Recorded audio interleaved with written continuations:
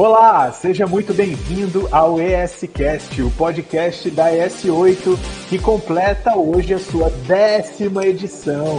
E para essa edição especial que nós fazemos o Vitrine, nossa convidada de honra é a Ana Paula Silveira, profissional carioca do mercado de transmissões televisionadas de eventos, atualmente eventos esportivos, né, Aninha? Muito bem-vinda, obrigado pela sua presença. Isso.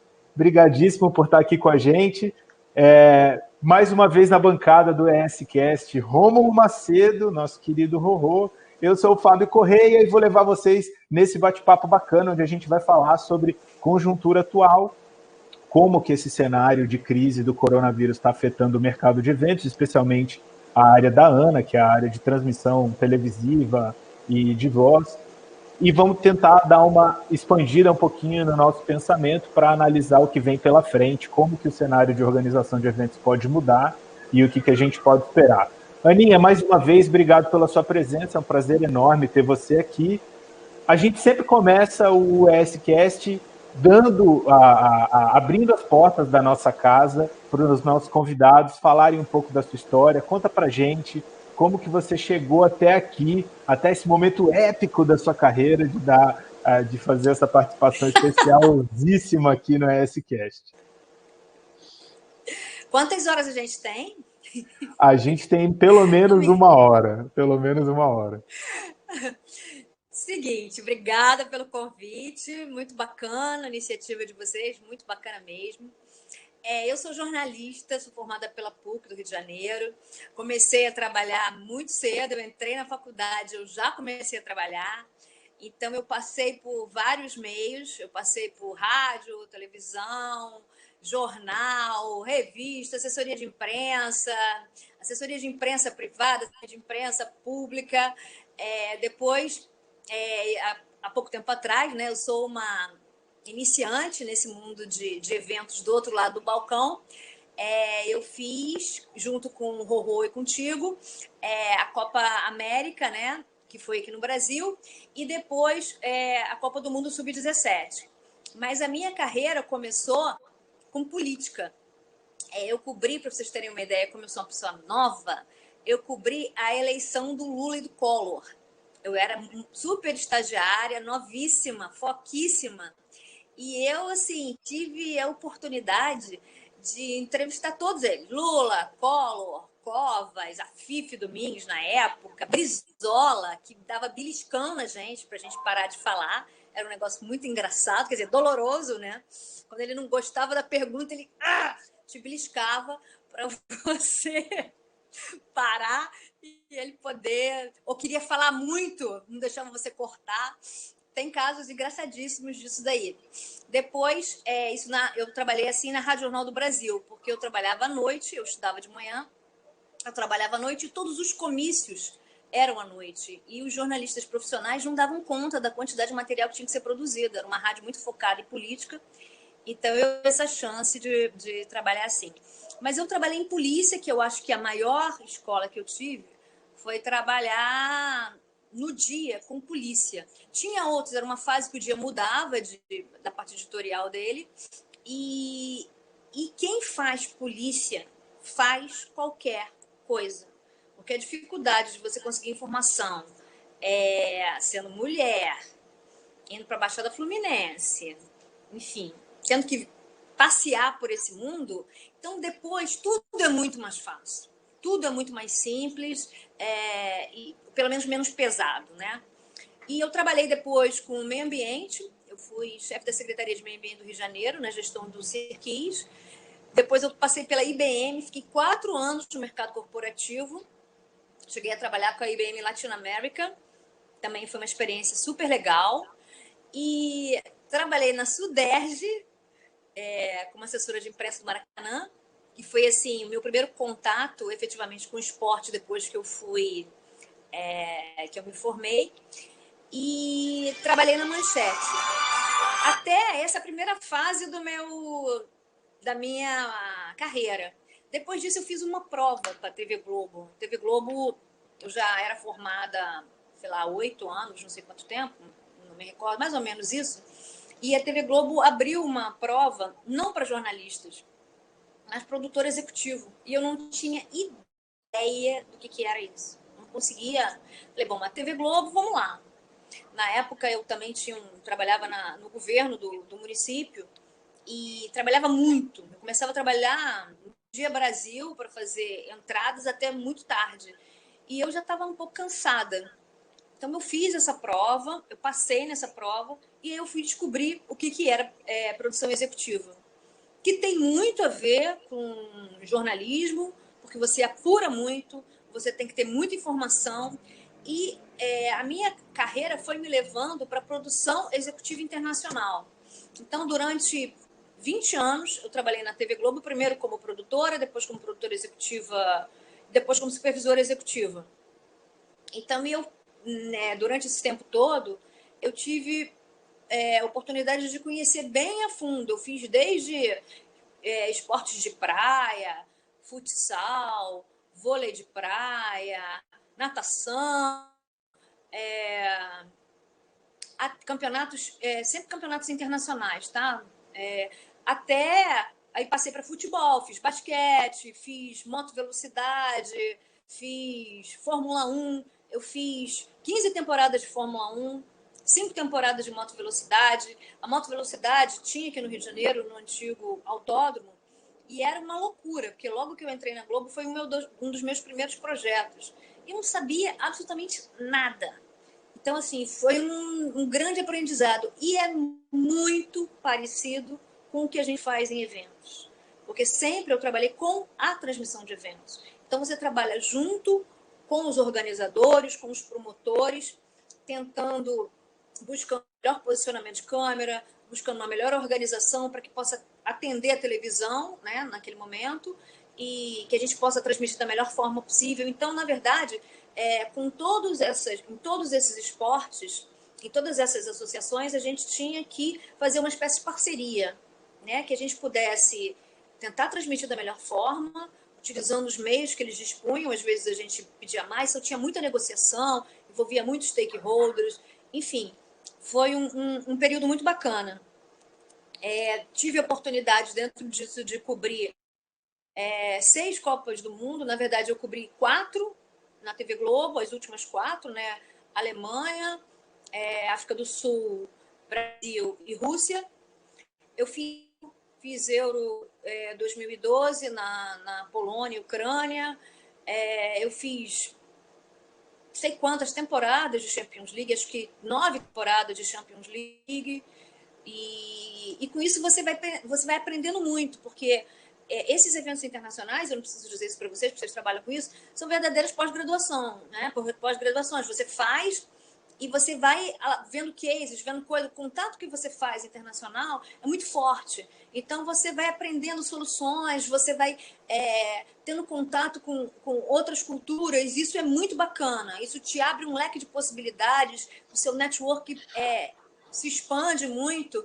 E mesmo que você não utilize diretamente essas experiências no seu dia a dia, na sua cobertura, na sua transmissão, você retém essa experiência e você usa muito isso. Então, quando eu saí da Globo e eu fui trabalhar na Copa América, foi uma coisa incrível, porque você passar para o outro lado, você tem outros desafios. Você tinha que... Eu entrei em janeiro e a Copa foi em julho, a gente definiu políticas, a gente fez um trabalho que normalmente leva 2 anos, um trabalho de planejamento muito grande. Mas, assim, para mim, foi se eu descortinasse uma série de outras coisas. Então, foi muito legal. E eu pude usar muito dessa experiência para esse evento. E tanto para a Copa América como o Mundial Sub-17. Muito legal, Aninha. Rômulo, você tem alguma pergunta para fazer já? Eu já estou com a minha lista montada aqui. Eu tenho um monte, na verdade. Deixa eu fazer, Aninha. Você tem uma experiência absurda de cobertura de eventos internacionais. Olimpíada, Copa do Mundo, Champions League, Fórmula 1. E aí eu vou te fazer uma pergunta. Qual deles, para você, foi o mais marcante, assim? Qual que você se lembra e uma história legal que você tenha de algum evento que você fez no passado, que você cobriu no passado? Olha, tem muito evento que difícil, tá? Marcante, tem marcantes e tem difíceis. Eu vou começar pelos difíceis, tá? Para mim, o lugar mais difícil de você trabalhar no planeta é a China. Porque a China, você tem uma diferença de cultura. O não, não é não. O sim, não é sim. Tudo, o gestual, a maneira de falar, as coisas, os ícones, as referências são super diferentes. E eu tive a oportunidade de ir 3 vezes à China fazer amistosos da seleção brasileira, que era eu tinha dentro da Globo, nos anos, eu tinha grandes projetos, que era a UEFA e a seleção brasileira. Então, assim, eu estava dedicada muito a esses 2 projetos, seleção brasileira em todos os níveis, tá? Seleção brasileira de futebol. E eu fui fazer isso lá e é muito difícil. Assim, você tem não só a questão do idioma, mas a questão cultural. Você pede uma coisa, eles dizem que está tudo certo, que eles entendem e não entendem. Mas, assim, é muito gratificante, porque a gente tem que treinar um número grande de produtores, de técnicos e etc. Você teve que estabelecer uma linguagem. A gente teve que chegar a um meio termo entre o que eles faziam e o que você fazia. Então, nisso tudo, o evento ele vai ao ar. Mais difícil, mais fácil, ele vai ao ar. Mas, assim, o que é legal é o processo. É como você constrói isso. Como você chega lá. Eu trabalhei no Ninho do Pássaro, no final, eu já carrinho elétrico, andando, assim, fiquei 5 dias dentro do Ninho do Pássaro, uma loucura. Assim, tive brigas homéricas e abraços, então é muito legal você, depois de uma coisa tão ativa, você conseguir trabalhar. Tive, enfim, problemas você tem em tudo quanto é lugar, na Europa, aqui mesmo na América do Sul, o Rômulo conhece, você chega em estádio, tem vontade de sentar e chorar. Que com níveis de serviço muito pequeno e as pessoas fazem transmissão. As pessoas conseguem fazer transmissão. Já vi transmissão feita num carrinho assim tipo um carrinho de sorvete, o cara botou uma mesa ali e permitido, entendeu?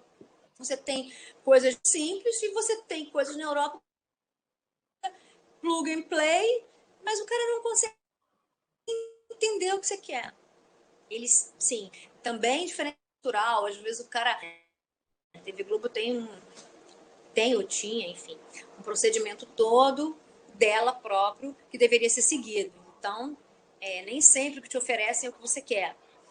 Mas o maior desafiador, o evento mais difícil para mim, foi a Copa do Mundo da África.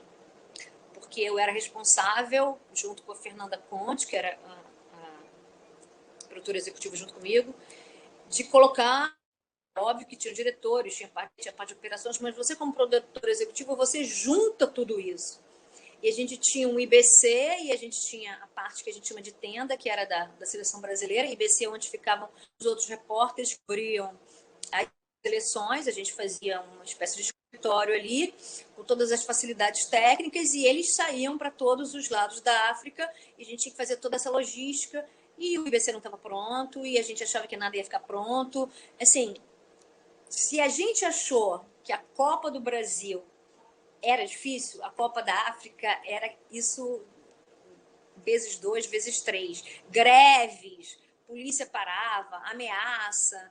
Tinha uma coisa que na época da Copa, 11 anos desde o final do apartheid. Então, se achava que poderia ter uma revolta. Enfim, a gente vivia com medo. Tinha coisa da violência contra a mulher, porque você tinha um número de estupros muito grande em Joanesburgo, enfim, na África, e tinha um medo nosso, porque eram 2 mulheres trabalhando lá. Aliás, nesses eventos, você tinha um número muito nessa época. Assim, se você tinha 200 pessoas viajando, você tinha 10 mulheres trabalhando. Então, era uma diferença, assim, absurda. Ainda bem que, atualmente, isso já haja vista a Copa do Mundo Sub-17 que a gente fez, que tinha 187 mulheres, né? Teve oportunidade, confiaram muito na gente e a gente pôde abrir para outras mulheres, e isso foi muito positivo, porque a gente conseguiu, todos nós conseguimos entregar em tempo recorde, altíssimo para o que era, um evento alegre, em que o Brasil foi vencedor. Então, assim, acho que a gente foi muito bem sucedido. Mas naquela época não era assim. A gente tinha um número, hoje na Globo e em outras TVs, você tem a presença de mulheres muito maior também, mas naquela época não era dessa forma, né? A gente está falando de 10 anos.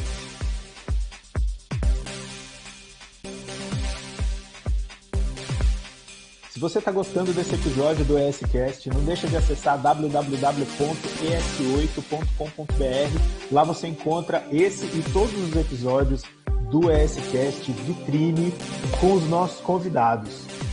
Aninha, como a gente estava conversando, você fez um comentário quando descreveu sua participação na Copa da África e eu fiquei interessado em entender a diferença entre produtor e produtor executivo, até porque existem essas denominações dentro do mercado de eventos e eu não tenho certeza se as diferenças são as mesmas. Conta pra gente, qual que é a diferença no mercado de broadcast entre um produtor e um produtor executivo? Tá, eu vou falar a gente está falando em termos de Brasil, tá? A gente tem em outros lugares do planeta outras denominações, que o meu cargo de produtora executiva no Brasil seria senior producer, na Inglaterra, nos Estados Unidos, o produtor executivo. Nesses lugares, são os diretores gerais, são os caras que negociam, é o cara que... É o último nomezinho lá do cinema. Você vê um filme, produtor executivo, é o cara que manda pra caramba, né? Mas no Brasil, o produtor executivo é o cara, ou a mulher, né, responsável por organizar toda a infraestrutura de um evento, tá? Desde a parte de equipe, ida de equipe para os locais, posicionamento de câmeras, visitas de arenas, escolha de facilidades técnicas e operacionais. Ele está muito mais ligado a todos os pontos da transmissão. É como se fosse o hardware. O produtor de reportagem é o produtor. Ele lida com a notícia.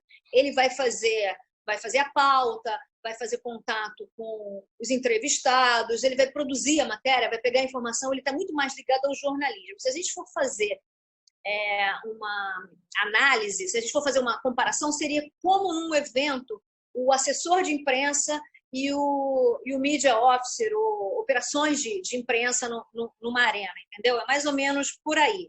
Então, o meu cargo dentro da Globo era primeiro produtora executiva iniciante, depois eu fui produtora executiva mais plena e depois eu fui supervisora executiva e eu tinha algumas produtoras executivas que trabalhavam comigo, entendeu? Eu me reportava a gerente, mas eu tinha algumas produtoras executivas debaixo, assim, teoricamente debaixo de mim, porque elas eram super boas, enfim, precisavam de uma ou outra ajuda, assim, mas a gente era muito proximamente em termos de nível, entendeu? Aninha, você falou um negócio bem interessante.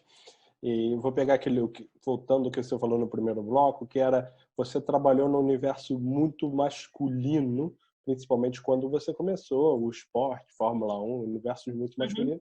Você tinha uma posição que você tinha que liderar pessoas, que você tinha que tomar decisões. Conta pra gente como é que foi esse processo, como é que era isso, o papel da mulher nessa época e como é que é hoje, como é que você vê essa diferença? Olha, mudou pouco, tá? Mas era muito mais difícil. Era muito mais difícil porque, assim, como eu falei, você tinha um número mínimo de mulheres e você trabalhava, assim, num grupo de uma Copa da África ou uma Copa da Alemanha, você tinha 200 homens para 10 mulheres, 12 mulheres, eventualmente algumas que iam, uma advogada que ia fazer um trabalho e voltava. Mas ali o tempo inteiro no dia a dia. Então, assim, você tem um machismo muito grande, né?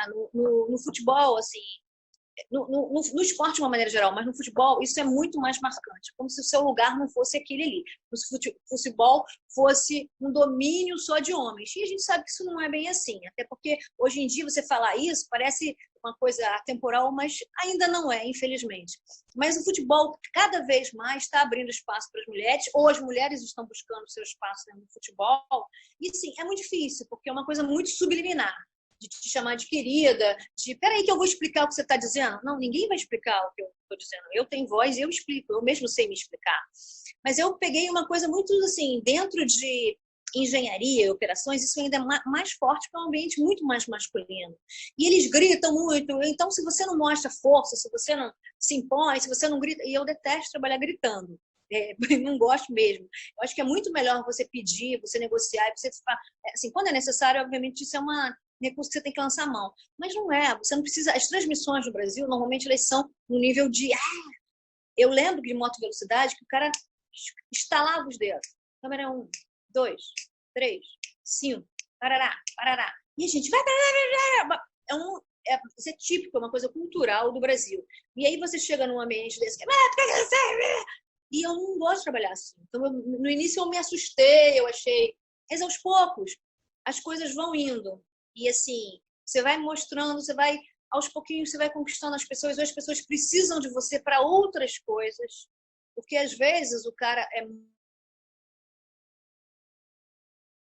mais outra. E a mulher, ela tem uma visão de fazer multitarefa. Então, você pode não fazer bem uma coisa, mas você faz outra. Você faz várias de uma maneira mediana, com destaque para alguma coisa, e você vai ganhando muita confiança do seu grupo. No final, quando eu já viajava assim, nos últimos anos, eu ia e efetivamente você liderava grupos. Mas eu liderava muito na parceria, muito estamos juntos, como é que é isso? Mesmo porque a gente tinha um jogo para entregar. Desde carregar a cadeira aí negociar com o cara da HBS, você tem que estar disponível para fazer isso. E eu defendia muito a minha equipe. De uma maneira geral, eu abraçava muito a minha equipe. E assim, você tem uma união muito forte. Como você tem um desafio muito grande pela frente, é um negócio que você precisa estar num nível muito de excelência, né? Que é uma exigência da Globo, porque a Globo não perde para nenhuma TV no mundo. Não perde. Pode não ter os melhores equipamentos, mas você tem um material humano sensacional. A gente fala estou falando da Globo, que é um lugar onde eu trabalhei, mas o brasileiro, de uma maneira geral, trabalha muito bem. Você dá um negocinho, o brasileiro se vira. As pessoas às vezes são engessadas, ou às vezes são frouxas demais, e a gente entrega muito bem, tá?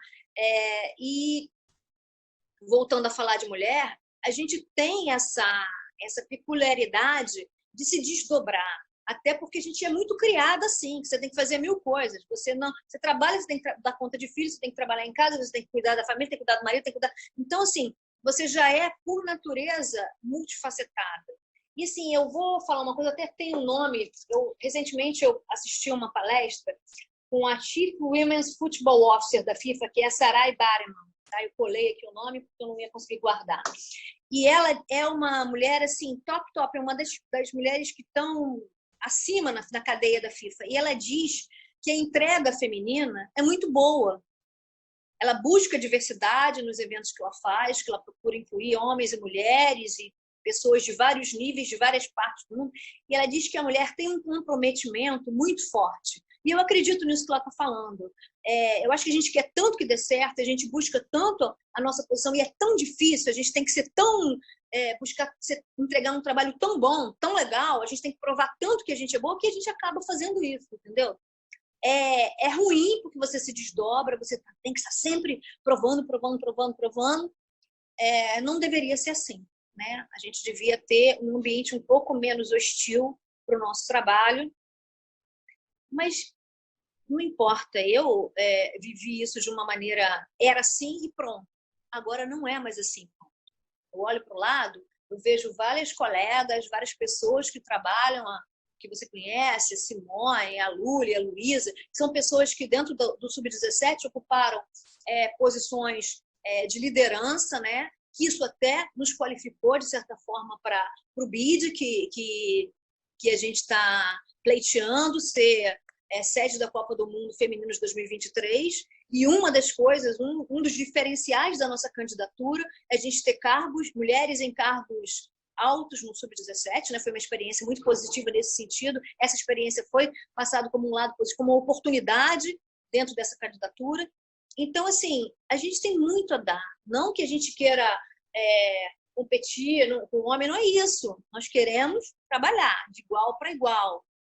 Como isso vai acontecer, como é que é esse jogo, a gente quer poder jogar. A gente quer poder estar junto e a gente quer poder fazer eventos legais, eventos mais inclusivos, eventos que a gente possa participar. Entendeu?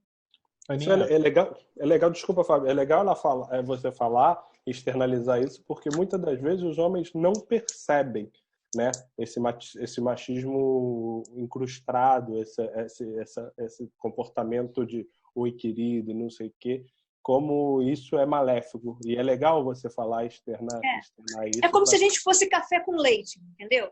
que Você não café, são. deixa, tudo bem. Olha só, em determinados momentos, você, Romulo, vai saber muito mais coisa do que eu, o Fábio, idem. Isso é natural, as pessoas são diferentes. Em determinado momento, eu vou ter uma contribuição maior para dar. Pode ser que Claro, no todo vocês estejam um ou outro, mas assim, a diversidade, ela, ela é criativa, ela é produtiva. Quanto mais gente diferente a gente tiver num evento, num projeto, em qualquer coisa que seja na vida, mais chance a gente tem de dar certo. não Porque o pode mundo haver, cada vez mais se torna inclusivo, não? eu creio que não pode haver peso na colaboração.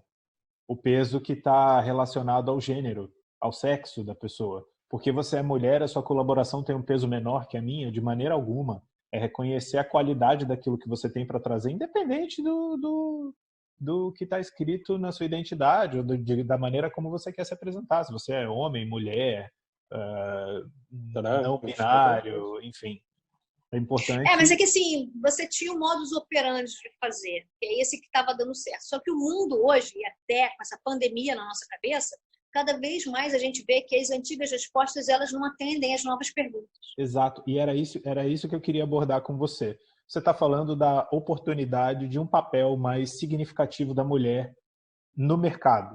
Eu não vou nem me restringir ao mercado de eventos, mas para mim a pergunta, sim, qual que você acha que é a oportunidade que vocês, mulheres, têm hoje, se é que é possível, e aí é por isso eu peço a tua reflexão, de aproveitar esse momento de crise.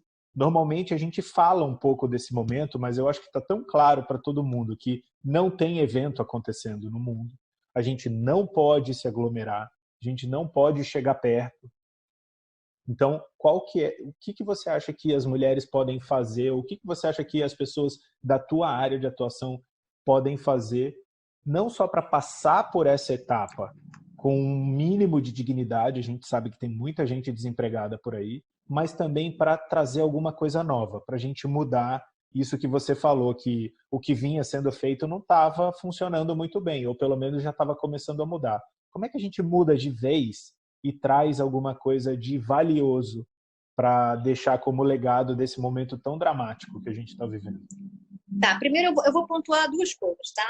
A mesma Arai falou nessa entrevista que ela deu isso no Sports Connect Series Leader, que foi um evento que foi feito na Nova Zelândia, que eu tive a oportunidade de assistir. E que ela disse que quando teve o crack na FIFA, teve aqueles escândalos, enfim, que isso abriu uma janela de oportunidades para as mulheres. Porque as mulheres são, teoricamente, mais sérias, incorruptíveis, não só por causa disso, mas que abriu espaço. E abriu espaço e elas começaram a entrar cada vez mais em lugares que têm um poder de decisão. E você tem que entrar, não há o feminismo, não, você tem que entrar porque você é profissional, você tem que entrar porque você tem ferramentas, porque você estudou, porque você sabe que você se preparou para isso e porque você tem ideias que você gostaria de botar, gostaria de realizar, tá? Ponto. Não é porque é mulher, é porque é alguém, um profissional, que se capacitou para chegar até lá. Isso é o ponto primordial. Tem essa coisa do gênero, né? Mas eu acho que, assim, se você for falar da particularidade da mulher, a mulher cuida. E você está num momento que todo mundo precisa de cuidado. Você está num momento de medo, ansiedade, você está num momento de uma crise econômica, numa depressão mundial em que potências, Alemanha, China, Estados Unidos estão pifando, com o PIB caindo, e você precisa de cuidado. E cuidado é o que a mulher melhor sabe fazer. A mulher olha com uma visão muito mais global. Se o homem é cirúrgico, estou falando de uma maneira geral, tá? Vamos, né? Se o homem é cirúrgico e é efetivo, a mulher abraça, a mulher vê de uma forma mais global. Então, eu acho assim, o olhar feminino, tanto masculino quanto feminino, é uma coisa que você inclui. E nesse processo todo de pandemia, você tem um mundo que está entrando numa inclusão digital absurda, porque está todo mundo em casa, tá? Todo mundo em casa, então você se comunica, a sua janela é o computador, é a internet, enfim, as lives, enfim, dessa maneira. Então, é um mundo inclusivo, onde as pessoas estão tendo acesso a uma série de oportunidades. Quantos lives a gente vê por dia, quantos cursos a gente tem possibilidade de participar, quantas falas a gente está podendo ter nesse momento. Então, a inclusão pressupõe que você vai ter um papel feminino aparecendo. Feminino, enfim, de outros gêneros, de outras pessoas, de outras opiniões. Então, eu acho que a pandemia por si só, o momento por si só, ele já propõe essa abertura. 2, as pessoas estão com medo. Quando as pessoas estão com medo, elas estão mais sensíveis, elas estão mais propensas à solidariedade, cooperação. O homem se torna cada vez mais humano. A gente está falando isso, a gente está teorizando sobre isso, mas isso acontece na prática. Você pode abrir aí, você vê repórteres fazendo lives que choram. Você vê o cara da XP que se emociona falando que está doando não sei o quê. Você tem um empresário que nunca saiu do escritório dele, que está vendo que as pessoas estão morrendo e que está tendo que se coçar. Então, assim, essa pandemia, ela humaniza as pessoas. Então, que é muito para o lado do feminino. Bom, você tem um outro lado, não vamos politizar isso daqui, da truculência, da negação, enfim, a gente não vai entrar nesse mérito, né? Para falar a verdade, Minha, eu gostei muito quando você citou que a mulher cuida, porque eu acho que só uma mulher poderia dizer com propriedade e sem correr o risco de ser machista, algo assim.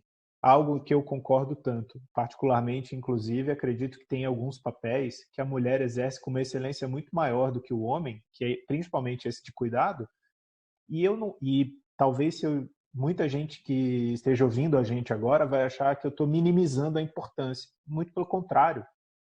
A razão, inclusive, de ter te perguntado é exatamente por reconhecer a importância dessa qualidade que, como você disse, de maneira geral as mulheres têm e de maneira geral os homens não têm. Ou pelo menos há uma predisposição maior em mulheres em cuidar de uma maneira mais holística, mais global, mais carinhosa.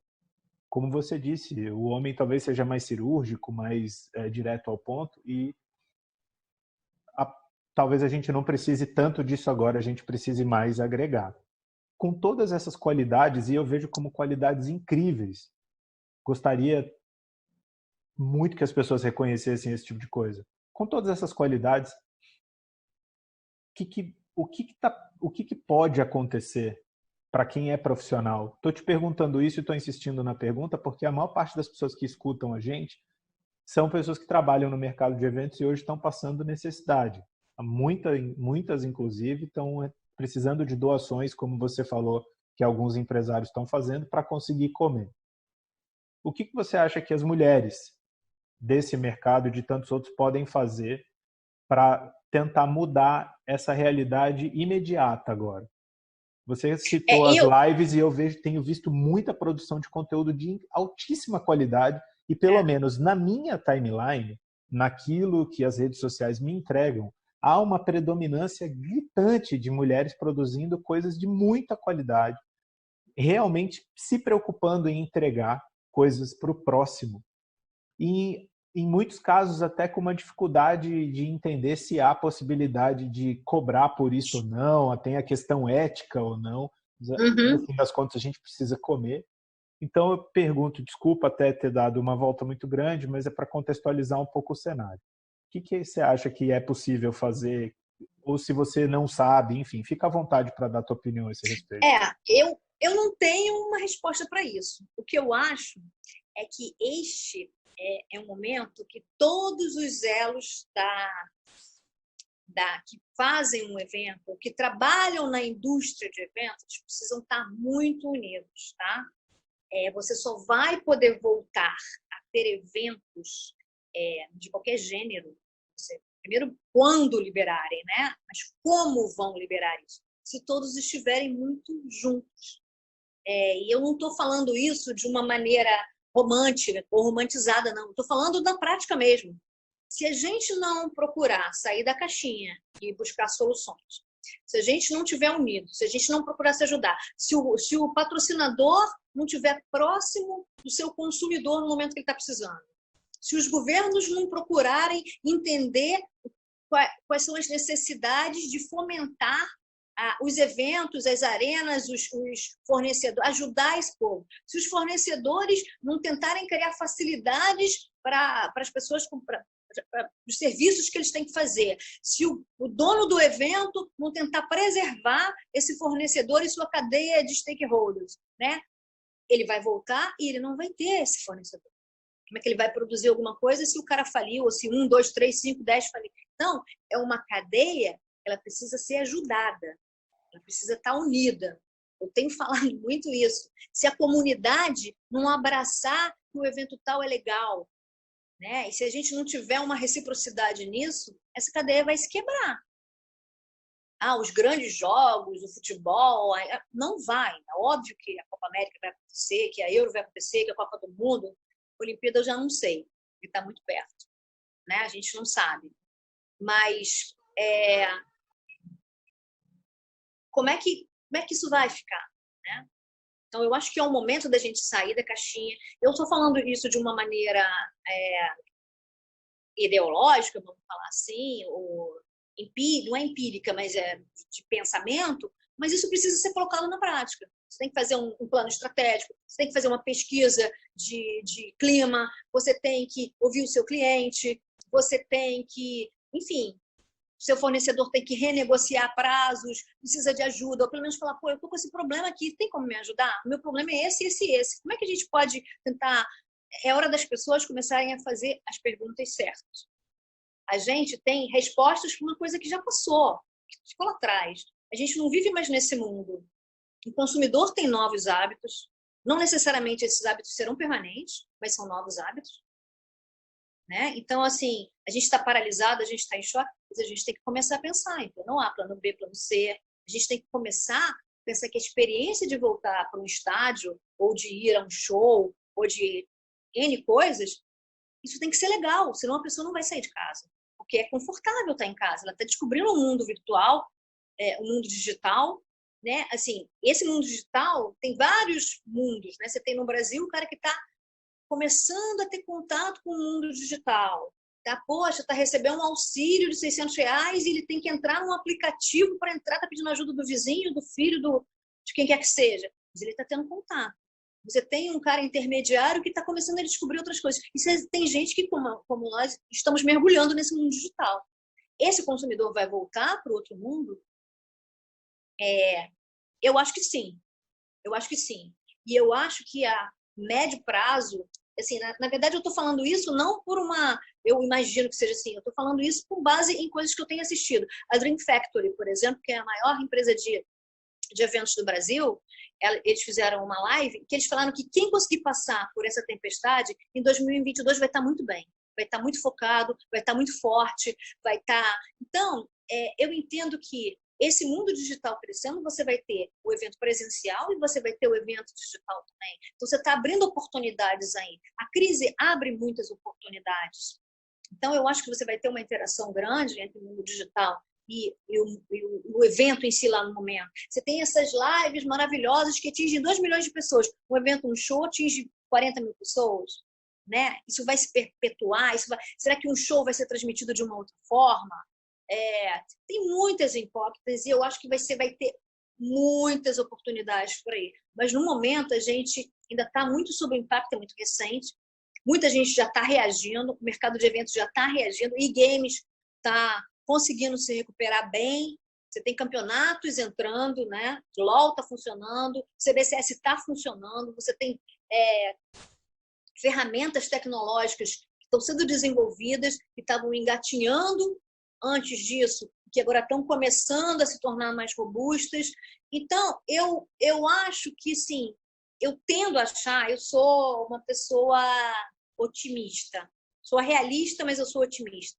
Eu acho que a médio prazo a gente vai ter os eventos melhores, maiores e mais inclusivos. Essa é a minha opinião. Muito bom. Aninha, puxando a sardinha um pouquinho para a tua área de transmissão que você trabalhou aí nos últimos, não vou falar o tempo para não não marcar. 22 anos! Jesus! Não fui eu que disse. Que você, puxando a sardinha para o seu lado, como é que você vê que já era um caminho, o OTT, né, o streaming, a internet entrando muito forte no esporte, na transmissão esportiva, e como é que você vê pós-pandemia, um momento que talvez a gente muito provavelmente vai começar o esporte sem público, sem nada. Como é que você vê, então, o broadcasting tradicional e também o OTT, esse futuro aí próximo? Olha só, eu Só um acho que... instantinho, Ana, só um instantinho. Rômulo, só explica pra gente que está ouvindo o episódio o que é OTT. O que você chama de OTT? Só para o pessoal ficar nivelado com o mesmo Deixa nome. a Aninha explicar para eu não falar besteira. Explica melhor, Aninha. Não, pode falar, Rômulo. OTT é transmissão por streaming, é transmissão por plataformas digitais, tipo DAZN, tipo MyCujo, ou outras, YouTube, Exato. enfim. Mas são transmissões que não são... Netflix. Netflix, enfim, a gente... mas aí é dentro de um outro segmento, que é o segmento de entretenimento. Mas, enfim, a Amazon, N outros, OTT. né? Uma coisa que as pessoas estão confundindo muito. O que é transmissão e o que é live. Tá? Nós estamos, no momento, fazendo uma live. O sinal cai, o áudio fica ruim, a gente volta, recomeça e faz. A gente usa uma internet doméstica e a gente faz isso. Uma transmissão, ela não é uma live. Uma transmissão precisa de uma tecnologia mais robusta. Estou falando de uma maneira bem simples, assim, de uma tecnologia mais robusta. Porque imagina você está fazendo uma transmissão, você perde um gol. Ou você perde uma cortada. Ou você perde o lance decisivo. A gente dá como... Não, né? Você tem que ter uma linearidade nisso. Um evento ao vivo, você está contando uma história. O base é isso. Você está contando uma história ao vivo. Você está criando. Então, isso cria muita empatia, isso cria uma catarse com o público, porque é uma história sendo contada ao vivo. Então, você não pode perder uma história. Você perde um detalhe de uma história que está contada ao vivo. Você sai do cinema para ir ao banheiro, entendeu? Não dá. Então, eu vou resumir rapidamente o que você tem. Você tem 3 modelos que já estão acontecendo aqui. Tá? O modelo 1 já estão acontecendo e que a tendência é que isso se desenvolva mais para pós-Covid. O modelo tradicional. Tá? Você tem as câmeras no local, com equipes de transmissão. Eventualmente, você vai ter mais câmeras robotizadas para você não ter um contato, né? Evitar o contato social, você deve ter mais câmeras robotizadas, e do local do evento você vai sair por antena ou você vai sair por streaming. Tá? A produção em si é no local. A transmissão pode ser por antena ou por streaming. Segunda situação, transmissão em nuvem. Isso está acontecendo agora, isso já está rolando, principalmente no mercado de games. Toda transmissão é feita na nuvem. Você tem 2 ou 3 pessoas só no local. São eventos menores, obviamente. Podem ser eventos esportivos, mas você pode ter congressos, feiras, N palestras, N coisas. Você precisa de uma transmissão, uma banda de internet muito mais forte. Você usa aquelas mochilas. Você tem empresas que fazem isso. A TVU, que é a concorrente do LiveU, faz isso. Está sendo desenvolvido maravilhosamente no Brasil. Isso já não está mais em fase de teste, isso já está acontecendo, já é fato. E aí você tira sinais, até 6 sinais. Você pode ter 4 câmeras e 2 repórteres, 4 câmeras e um apresentador.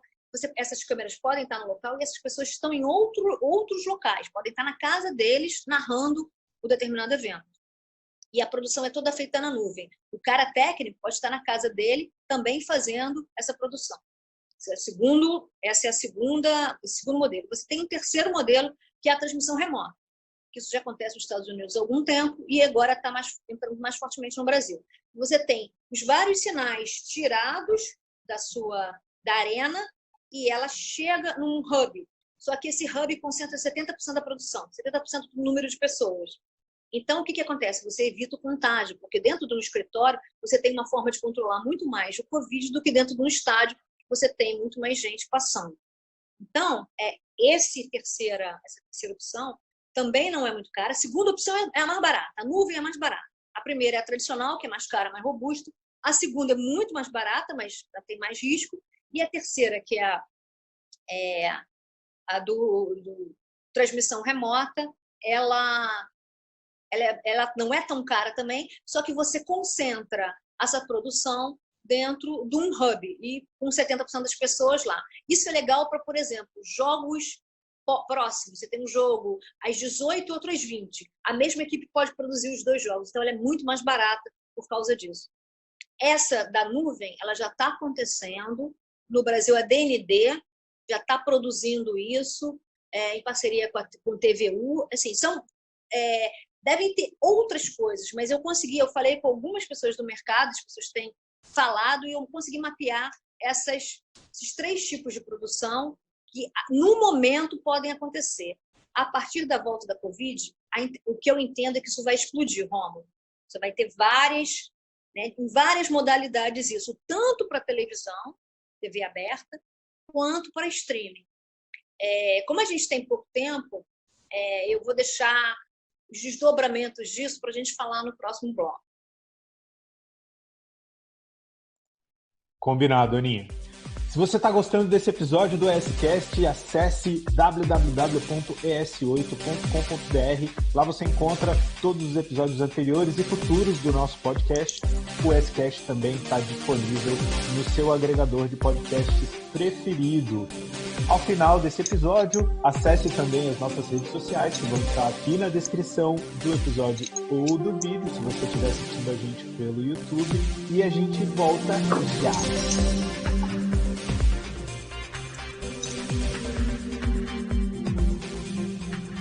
Estamos de volta com o ESCast número 10, Vitrine com Ana Paula Silveira. Aninha, você contou para a gente pelo menos 3 projetos que já são realidade no universo de transmissão de TV, de eventos, e vou puxar a sardinha para o nosso lado, eventos esportivos.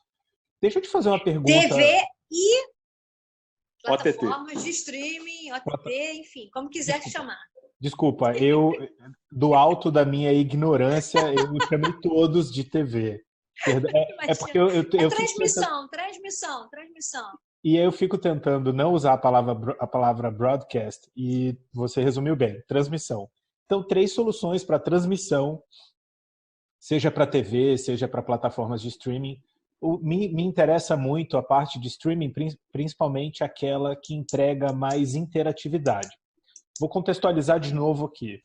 Primeira coisa que a gente percebeu nas TVs, e aí você pode me corrigir se eu estiver errado, foi um relaxamento do protocolo. A gente vem ao longo dos anos percebendo que as pessoas estão sendo permitidas, os apresentadores, repórteres e as pessoas que estão na frente das câmeras estão ficando mais à vontade para trazer um pouco mais de personalidade para as transmissões. Mais recente, a gente observou um aumento na interação.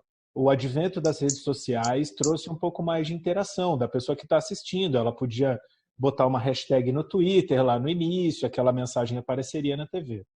Com essas propostas, ou com esses projetos que você trouxe para a gente, que são projetos que provavelmente vão vão crescer bastante depois da pandemia, você acha que vai existir oportunidade para mais participação para quem está do lado de cá da transmissão? Sim. Eu acho que a tecnologia, parece uma coisa contraditória, mas a tecnologia humaniza a transmissão. Na verdade, a tecnologia, ela humaniza, de uma forma geral, vários setores. Porque o que acontece? Ela agrega, ela aumenta, ela traz mais gente. Tudo bem, você pode trazer mais gente e continuar no mesmo modelo. Não é assim. Porque os patrocinadores têm que estar próximos dos seus clientes, do seu público. Então, ele ouve mais o que você está querendo. Essa linguagem informal é uma busca das televisões, vamos falar assim, estarem cada vez mais próximas do seu público. Então, é o é a gíria, olha só, gente, vamos... E com o advento, com a concorrência dessas plataformas de internet, de blogueiros, e enfim, de N outras atividades que surgiram nos últimos tempos, a televisão teve que cada vez estar mais próxima do seu público. Não dá para o cara sair empolado e falar, óbvio que uma coisa é você ser sério, ora uma coisa é ser informal, você não está usando, não é xingar, não é isso. Mas, assim, você tem que estar próximo do seu público. Você tem que se humanizar cada vez mais, tá?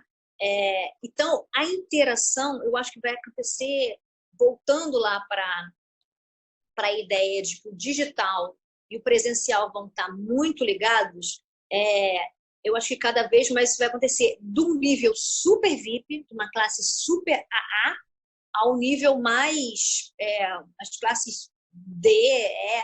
Vou dar 2 exemplos, tá? Agora, com a pandemia, eles já estavam pensando, vão abrir os portões. Não, vamos fazer transmissão sem abrir os portões. Mas, pô, a gente precisa de área VIP, a gente precisa mostrar o nosso produto. Então, já tem estudos que as pessoas estão querendo mandar entregar na casa das pessoas. A nossa mascote, a mascote. Para você que está ouvindo a gente aqui no S-Cast, o Rômulo acabou de colocar a Nina. Então não perde essa oportunidade. Vai lá no canal da S8 no YouTube para você poder conhecer essa princesa, que é a filhota dele e a mascotinha Isso é maravilhoso. do nosso S-Cast. Quando que a gente ia poder fazer um debate desse com um filho no colo? E não é um filho no colo de uma mulher, é um filho no colo de um homem. Olha que coisa maravilhosa. Exatamente. Que possibilidade. Olha só, gente. Isso é um mundo muito diferente. E se há uma oportunidade de quebrar mais um paradigma, é que pode-se sim debater com qualidade, com conteúdo, e sem esperar que um pai de família esconda do público que ele é pai. O papel das crianças é tão importante quanto o nosso, que estamos aqui debatendo. Não, e incluindo as crianças também, isso é muito bom, né? Exatamente. Bom, enfim, eu estava falando que assim, tem a possibilidade de você assistir um conteúdo diferenciado. Vamos imaginar uma transmissão de futebol, tá? A transmissão de futebol começa quando você tem um esquenta de alguns canais. Tá chegando o ônibus. Chegaram os jogadores. O vestiário como é que tá? Isso, aquilo. Né? Você pode produzir um conteúdo exclusivo para um público super VIP e ele assistir de casa. E ele ter, por exemplo, uma câmera dentro do ônibus e que ele vai saber o que o jogador está fazendo. Ou se eles estão batucando, ou se eles estão conversando. Você tem uma entrevista na saída do hotel. São milhões de oportunidades. E aí, junto com isso, o cara recebe em casa um café para ele botar na hora do coffee break, ou uma bebida, ou uma comida especial, ou um voucher que ele vai usar depois. Uma gracinha, um mimo, que ele vai se sentir super valorizado. E o cara, o dono da marca, vai estar expondo a marca dele de uma maneira super elitizada, super premium. Né? E Aninha, desculpa te cortar, mas é uma ideia até para os clubes que estão passando aí uma situação ruim de monetizar de alguma forma o sofá, né? Que eles vão ter que aprender a monetizar o sofá. Exatamente. Eu estou falando, você nesse momento, você tem que sair da caixinha. Sai da caixa, vai para o pacote, vai para outro lugar. Pense em outra coisa que você vai achar. A gente tem que parar de se fazer as mesmas perguntas. A gente tem que fazer novas perguntas. A gente tem que fazer perguntas que possam trazer a outras experiências. Que o evento é uma experiência. Vocês sabem disso. Se a experiência porta a porta não pode ser feita agora, vamos levar para dentro da casa do sujeito. E você pode ter numa contramão, ou seja, eu falei de um exemplo super VIP. Vamos pegar o lixeiro, o médico, o enfermeiro, o profissional que está agora na linha de frente, que está na guerra. Esse cara vai ter que ser valorizado depois. Então, vamos dar um ingresso para ele. Vamos levar ele para assistir o jogo de uma área VIP, de um lugar bacana. Vamos fazer uma homenagem para ele. Vamos fazer uma visita para ele no vestiário, ou no museu, ou num lugar especial da arena. Enfim, vamos fazer uma promoção com isso. Por que a marca não pode juntar seu nome a isso também? Por que você não pode fazer o Rômulo fala muito em lucro social, né?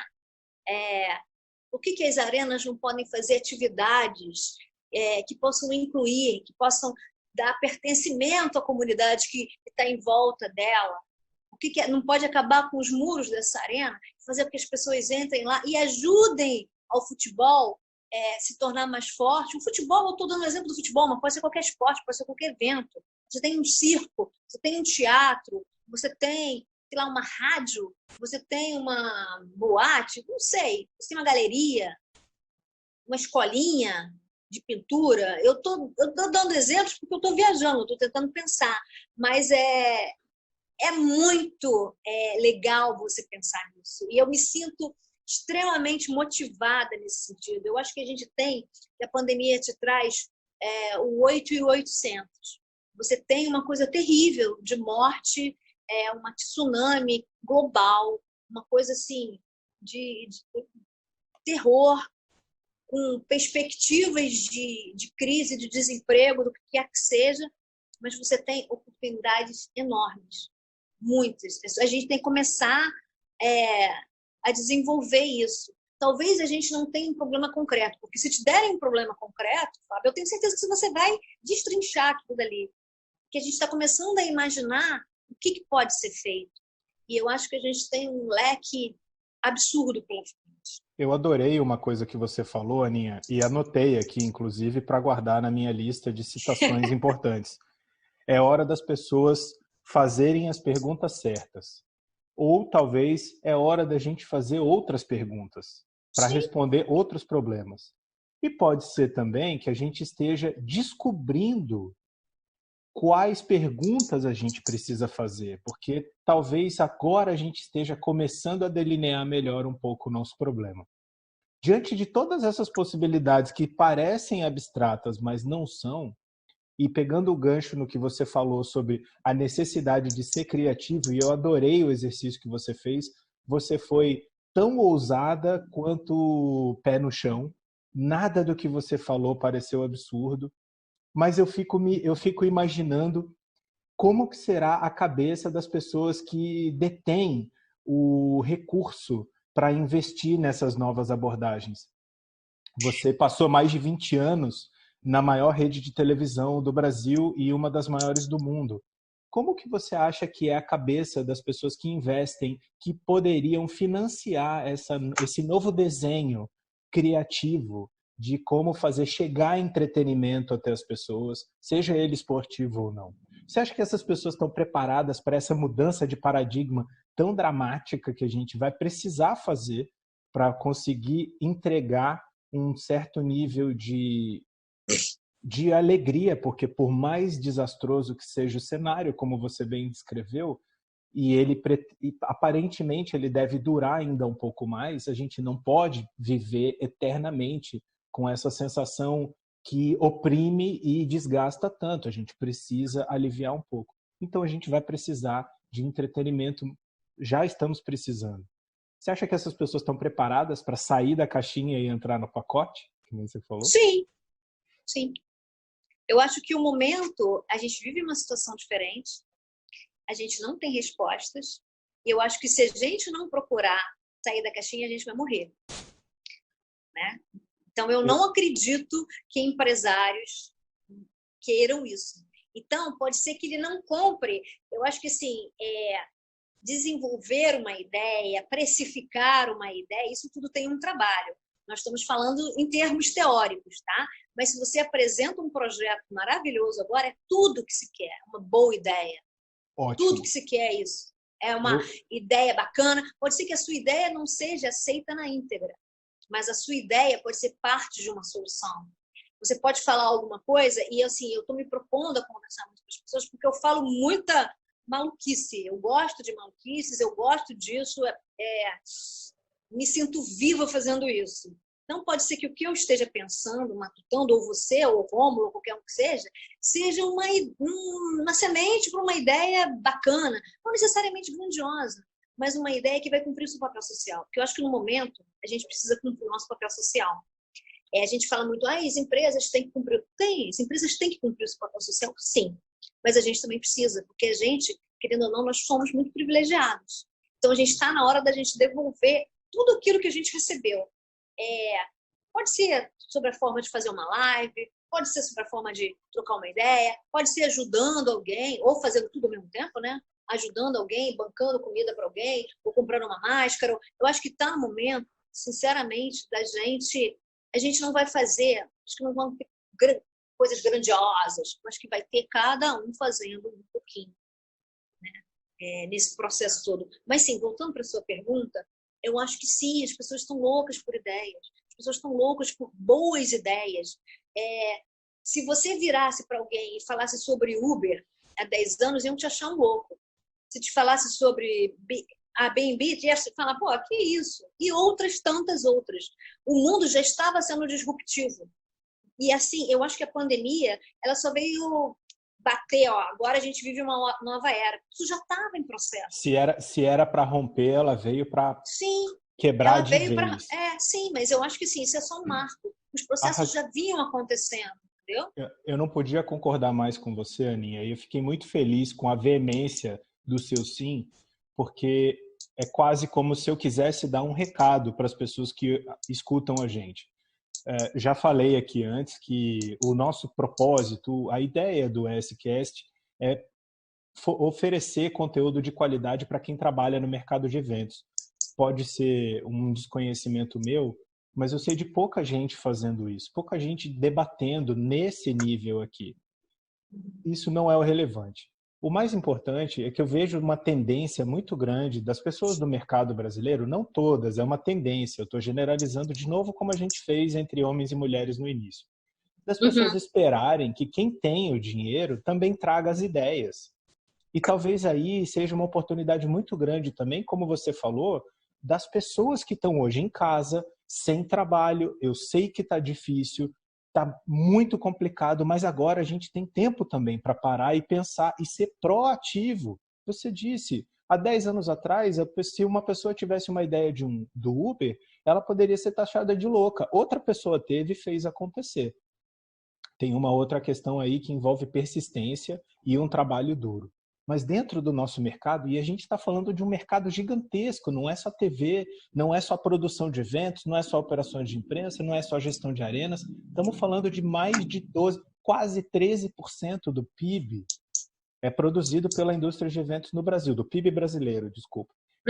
Isso dá uma ideia do tamanho dessa indústria e da complexidade. E em todas as áreas existe necessidade de criatividade. Por isso eu gostei tanto da sua veemência. Eu perguntei se os empresários, se as pessoas que têm dinheiro, que vão ter condições de investir, estariam dispostas a inovar. Que bom que você disse sim, porque eu também acredito nisso, mas eu não quero que só eles me tragam a solução. Eu quero que as pessoas que escutam a gente também, que estão aqui com o pé no chão, muitas das vezes sem trabalho, aproveitem um momento para pensar criativamente. E isso é uma das coisas que a gente pretende com a ESCast, principalmente com o Vitrine, que é esse quadro que a gente criou para o ano de 2020. Sentar com pessoas como você,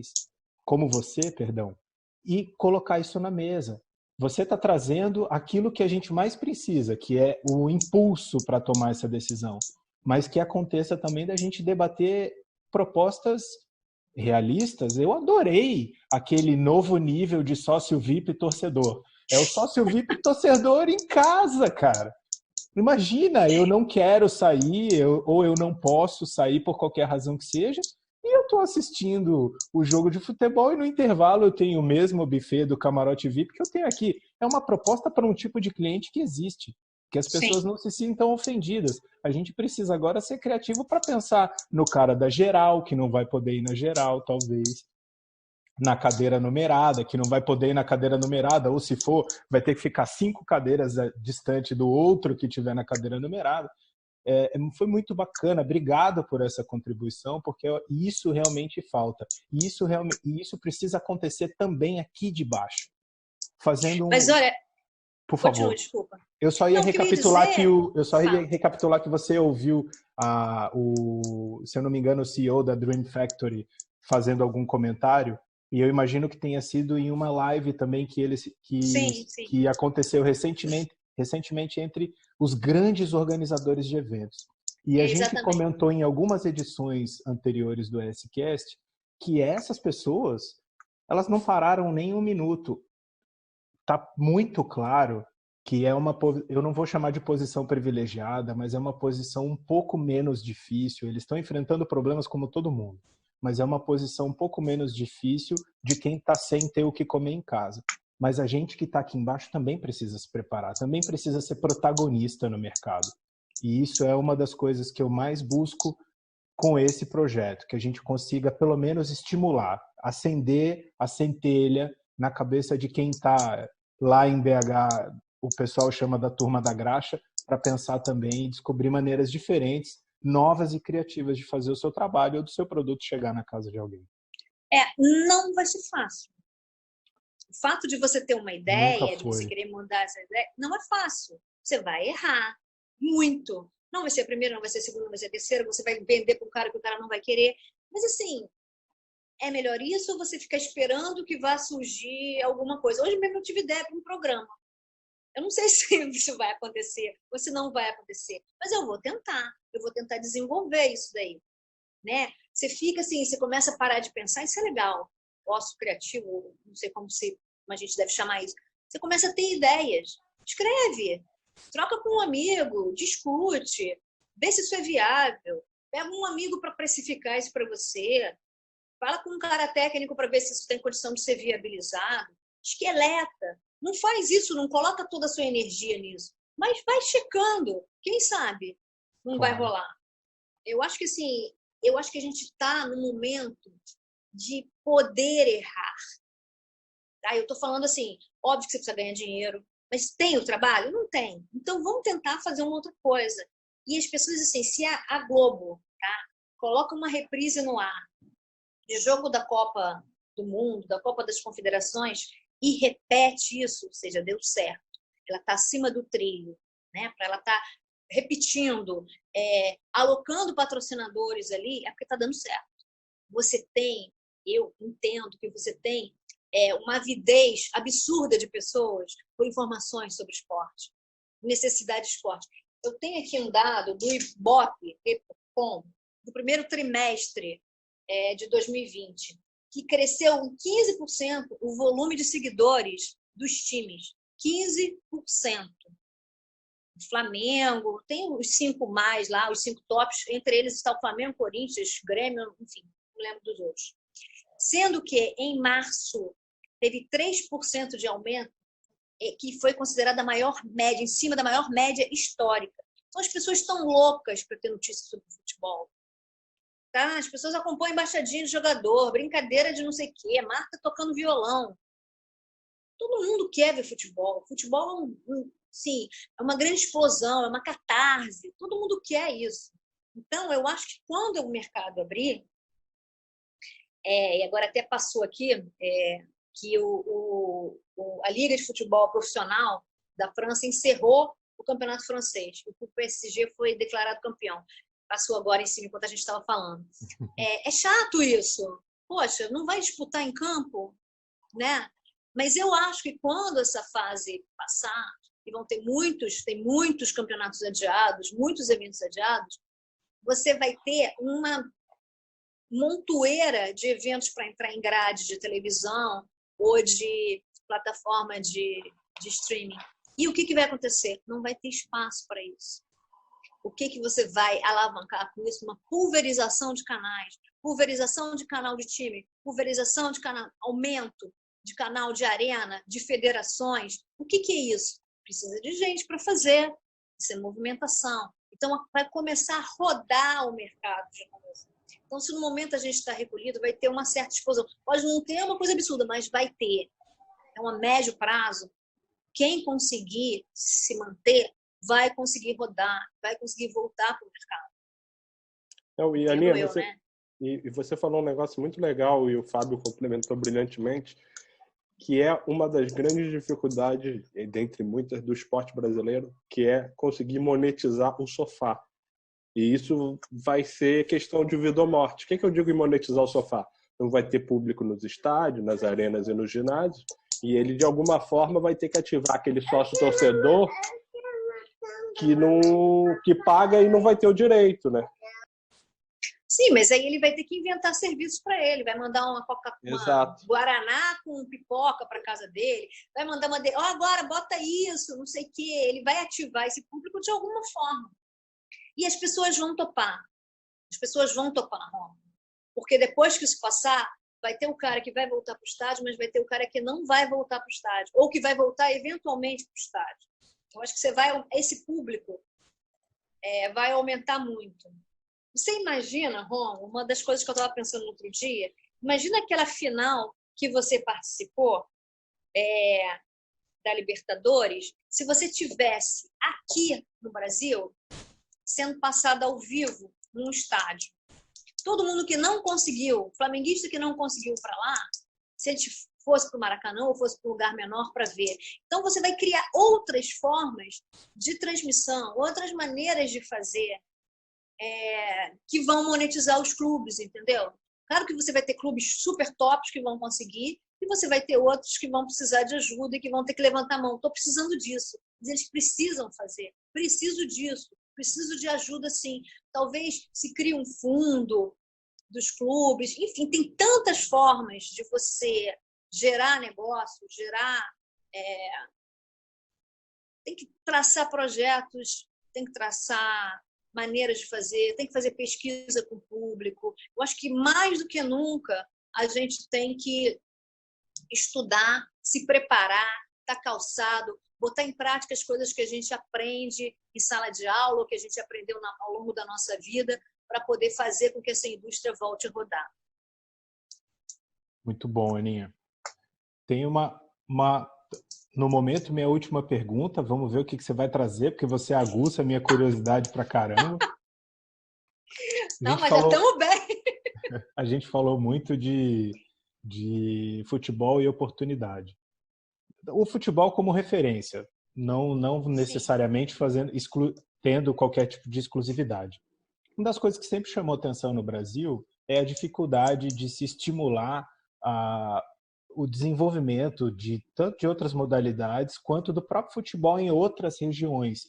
O que eu quero dizer é que o esporte regional ele é difícil de ser consumido no Brasil. Aí, nesse caso, talvez o futebol se diferencie. Você tem os campeonatos dos estados com uma certa relevância, mas mesmo assim, quando você vai muito para o norte do Brasil, a infraestrutura cai significativamente, a economia não é muito forte. A própria desigualdade socioeconômica do país não ajuda muito com que isso aconteça.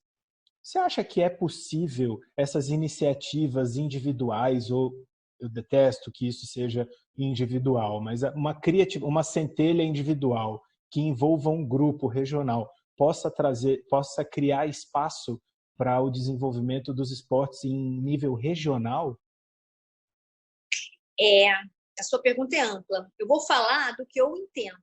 Eu vou falar do futebol, tá? Não sei de outros esportes, mas vou falar de futebol. Assim que eu que eu terminei esses eventos que eu fiz ano passado, da Copa do Mundo e da Copa do Mundo Sub-17 da Copa América, eu fui trabalhar no DAZN. E eu fiz campeonato Série C, tinha uma formatação lá de você perceber, avaliar, era como se fosse uma consultoria para entender como isso era feito. E eu encontrei um cenário muito legal. O futebol é muito legal, mais próximo da raiz dele. E, sim, esse futebol ele pode não estar organizado, ele pode não estar no mesmo padrão que a gente está acostumado, porque a gente vem de uma cultura, de um padrão muito elevado. Mas ele atende perfeitamente à necessidade do seu público local. Então, a gente tem que olhar para esses eventos com um olhar deles.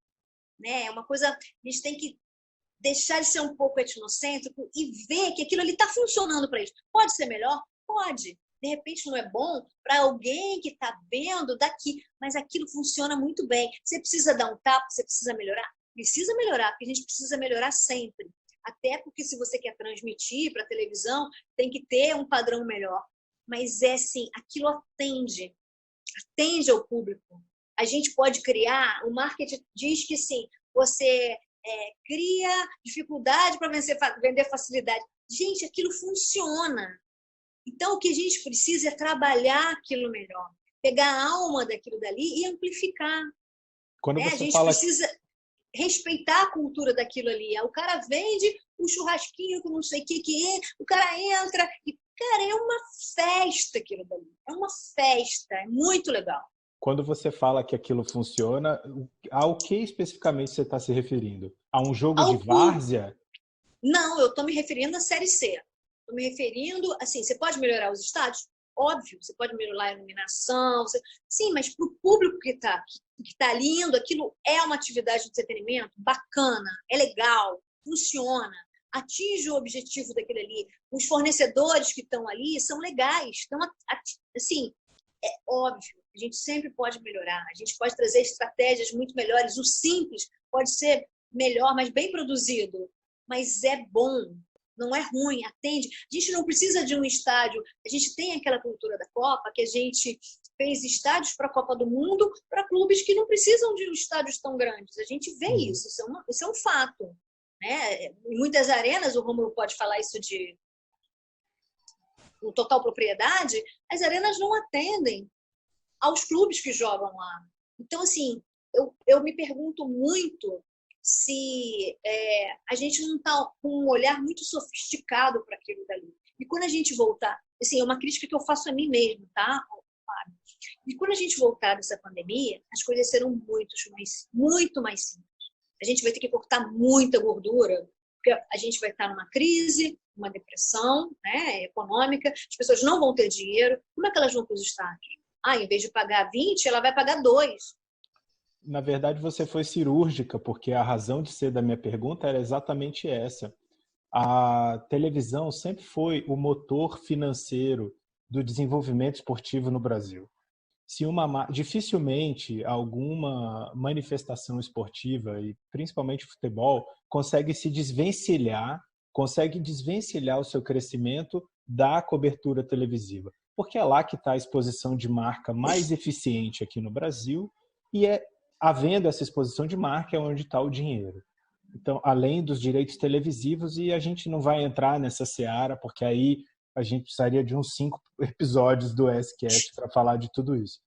Mas o fato é que agora há uma oportunidade de você ser criativo, porque vou dar um exemplo claro. Não está acontecendo o Campeonato Brasileiro. E a gente não sabe quando ele vai voltar a acontecer. Nesse meio do caminho, há espaço não para que você organize um jogo numa região diferente do Sudeste, onde se concentra a grande parte da economia ativa do Brasil, mas dá a oportunidade de você ser criativo dentro da sua própria região e tentar aprender a monetizar de uma maneira mais simples, não sem que haja aquela expectativa. Enquanto não alcançar esse nível de excelência, eu não vou dar atenção nenhuma. Eu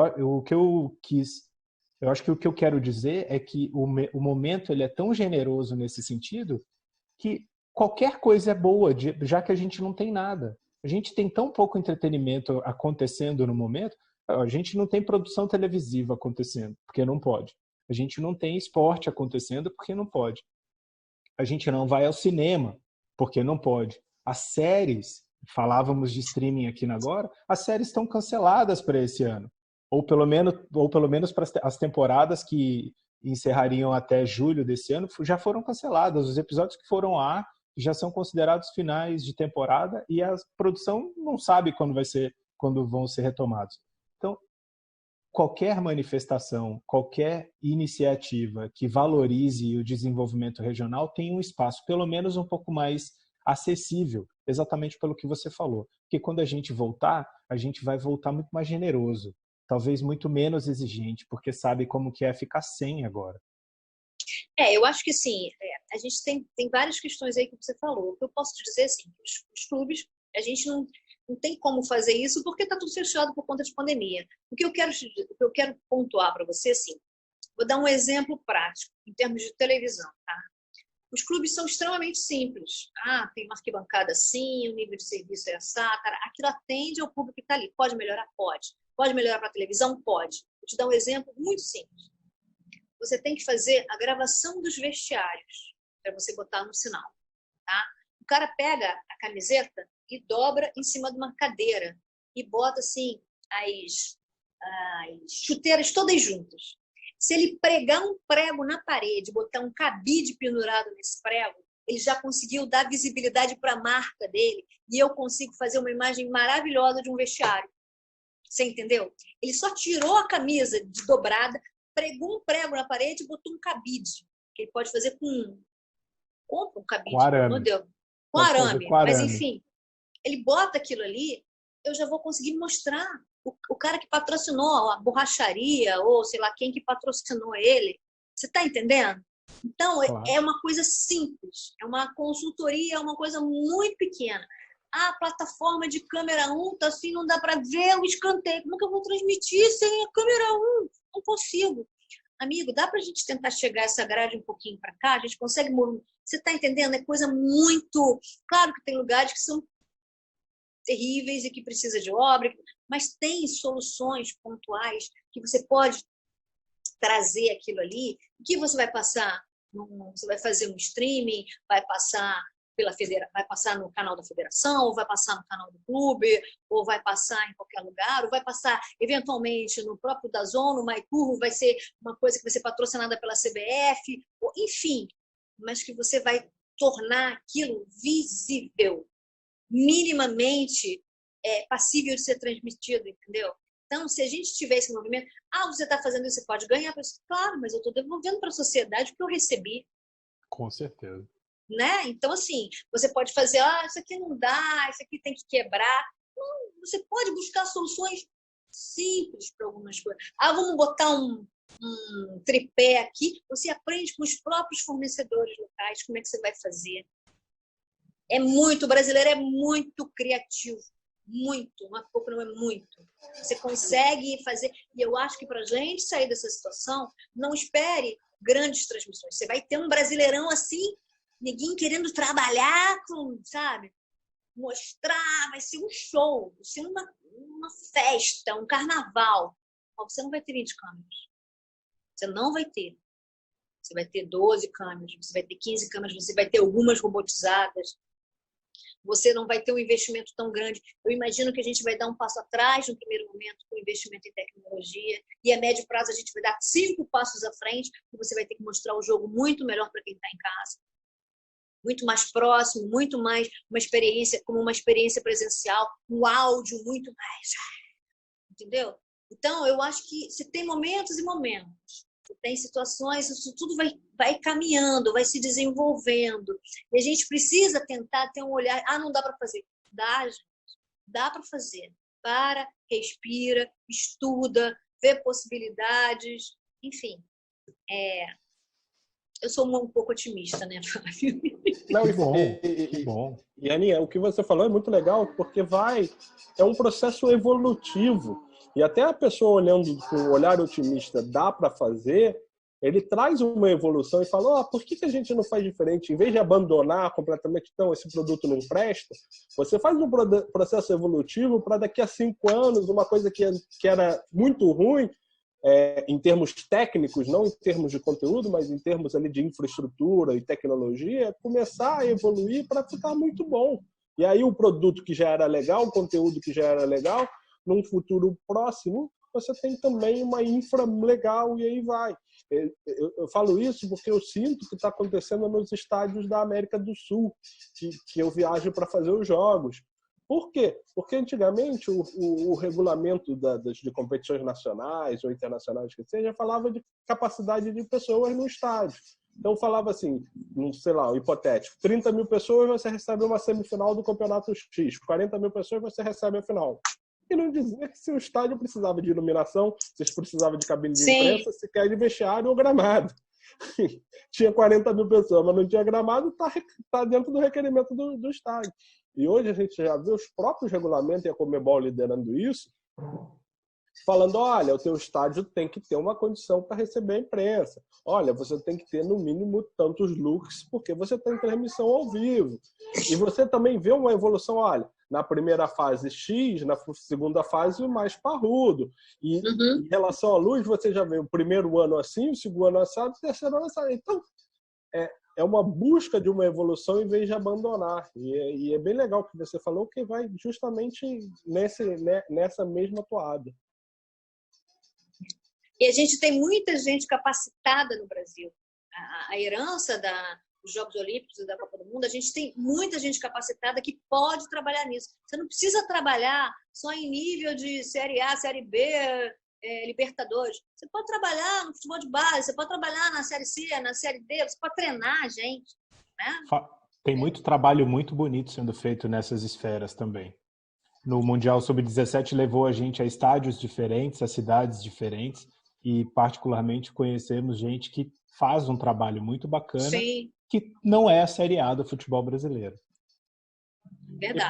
E pode ser uma porta de entrada para a galera que quer entrar no esporte. Pô, quantas pessoas não querem trabalhar no Flamengo, no Corinthians?